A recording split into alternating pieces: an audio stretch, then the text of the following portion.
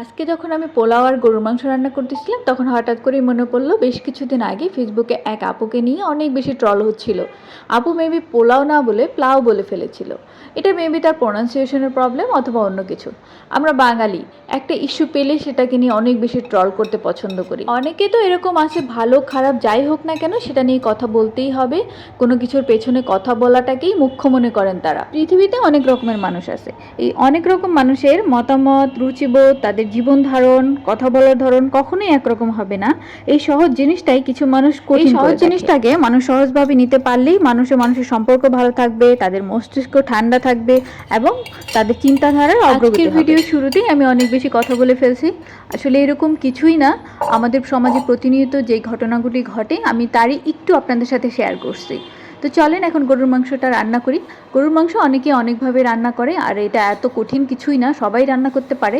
আমি যেভাবে গরুর মাংস রান্না করি সেটা হচ্ছে মশলা দিয়ে আমি ভালো মতো আগে গরুর মাংসটাকে মেখে ফ্রিজে রেখে দিই আধা ঘন্টা পর আমি এটাকে ভালো মতো আবার কষাই। কষানোটাকে ভালো মতো কষানো হয়ে গেলে এটা আমি প্রেশার কুকারে দিয়ে প্রথমে 2টা সিটি দিব, তারপর জালটাকে একদম কমিয়ে রাখবো।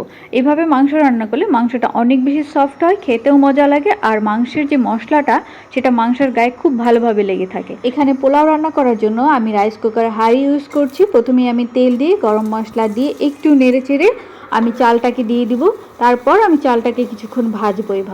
এভাবে চাল ভাজার পর আমি এখানে অ্যাড করব মিল্ক পাউডার আর 2 টেবিল স্পুন চিনি। যেহেতু আমার বাসায় লিকুইড দুধটা ছিল না আর আমি এটা তৈরিও করিনি, আমি জাস্ট পাউডারটা দিয়ে দিয়েছি আর চিনি দিয়ে দিয়েছি। চিনি দেওয়ার ফলে পোলাওটা খেতে একটু মিষ্টি মিষ্টি লাগবে। আর এখানে আমি আরেকটা হাঁড়িতে আমি গরম পানি বসিয়ে দিয়েছি, একদম আমি চালের পরিমাণ অনুযায়ী মেপে গরম পানিটা দিয়েছি। তারপর ভাজা চালটা আমি এই গরম পানির মধ্যে দিয়ে দেবো, তারপর ঢাকনা দিয়ে ঢেকে দেবো কিছুক্ষণ। পোলাও রান্না করলে আমি সবসময় রাইস কুকারেই রান্না করি, কারণ অন্য কোনো হাঁড়িতে আমার পোলাও তেমন পারফেক্ট হয় না। এইদিকে আমার গরুর মাংস একদম রেডি, ওপরে আমি একটু জিরার গুঁড়া দিয়ে দিচ্ছি, আর আমার পোলাও একদম রেডি। এখানে আমি জাস্ট একটু ঘি অ্যাড করব। ঘি তো আমার অনেক বেশি পছন্দ, ঘি দিয়ে আলু ভর্তা খেতে কিংবা আমার জানা মতে আমি যতগুলি ঘি ট্রাই করেছি তার মধ্যে আড়ং-এর ঘি বেস্ট। আপনি এটা যেভাবেই খান না কেন সেভাবেই আপনি মজা পাবেন, আর ফ্লেভার অসাধারণ। আমি এখন এখানে 2 টেবিল স্পুন ঘি নিয়ে রাইসের উপরে দিয়ে দিব। ছোটবেলায় দেখতাম আমার নানি বাড়িতেই ঘি তৈরি করতো, কারণ ঘি তৈরির যে প্রধান উপাদান সেটাই ছিল বাড়িতে। অনেকগুলা গরু ছিল, গরু থেকে অনেক দুধ পাওয়া যেত, আর সেই দুধ দিয়েই ঘি তৈরি করতো। আর বাড়িতে ঘি তৈরি করলে সেটা একদমই অরিজিনাল হয়, আর সেটার ফ্লেভারটাও কিন্তু একটু অন্য।